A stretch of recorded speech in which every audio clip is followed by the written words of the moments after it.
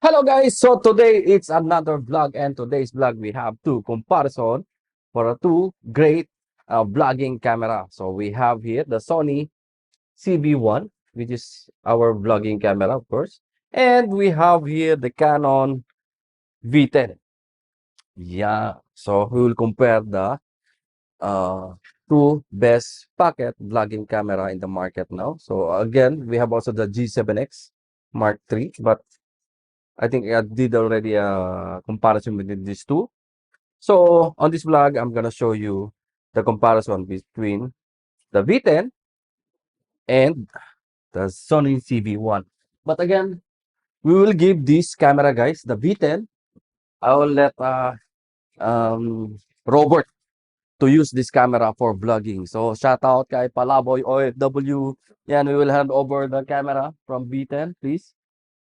And he will do a test on this camera for vlogging, and later on we will ask him yeah, so again, yeah, let's check after he take a vlog on the camera. So yeah. Hello guys, what's up? This is Palaboy OFW. No, if you put a fast charger. So far, this is one of the best vlogging camera for 2024. 20 watts, huh? Canon V10. I like the wide angle lens and 2.8. See? But it will kill your Very good. No.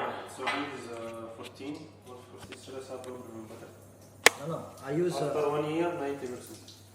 How are you, man? Hi. Kamusta ka pare? Sir. Mabuti. Mabuti. 1 inch sensor para ba? 1 inch na ba? I like this camera because of the sensor size, also 1 inch. Of course, this is good in low light. My God, Now use I like it very much. before I don't buy iPhone charger. We are here inside the pantry of AAV World. Now 3%. So that's it, guys. Don't forget to subscribe Palaboy OFW and check my blog. I will buy this end of the month for this camera. Try sa low light fight yung sa gawas. Sige. Pangit yung yon si Robert. Yan, with the Canon V10.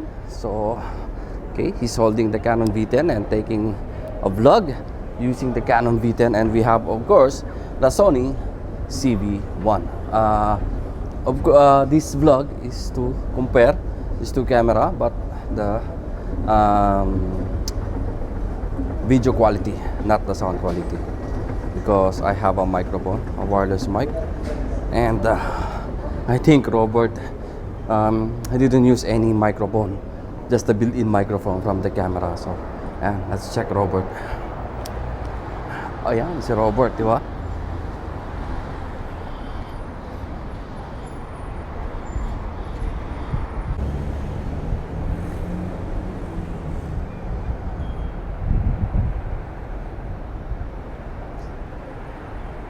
He's struggling for the V10. So meaning, and just need to set the camera for low light. I don't know what settings you use.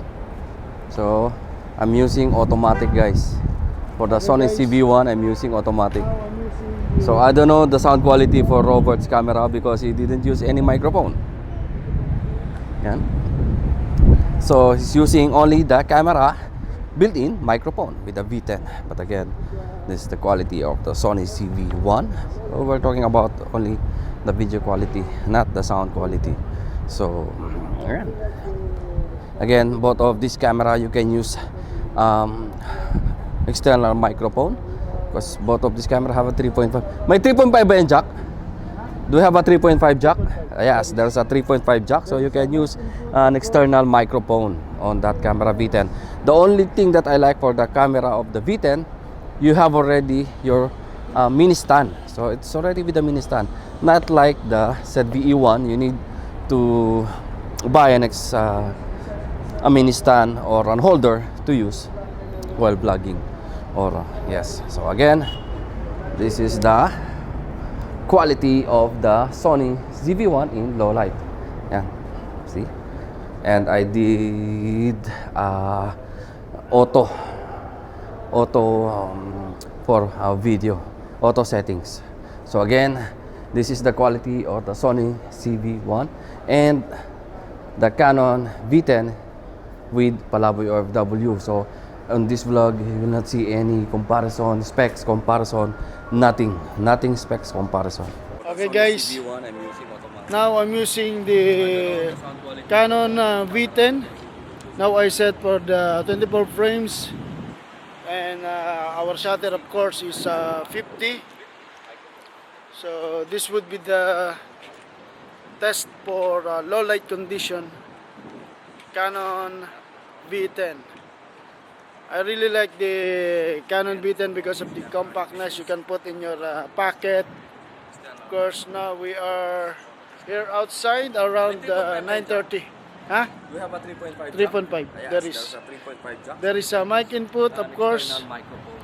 Yes. The only So thing see? that I like for the camera of the V10, you have already the mini stand. Not like the ZV-1. It's still good because of the size of the sensor, 1 inch. You can vlog anywhere, even low light condition. So that's it, guys. Yun, so I think that's it for today's vlog. Again, this is the Canon. This is the Canon V10, and yeah, shout out kay Palaboy OFW. He used the Canon V10 to test, and yeah, that is the quality of the V10. Of course, just forget about the sound of the V10 because he didn't use any built-in mic. He didn't use any external mic. Instead, he used only the built-in mic of the camera. So yan, again, I like the size of this V10, and of course the flip screen.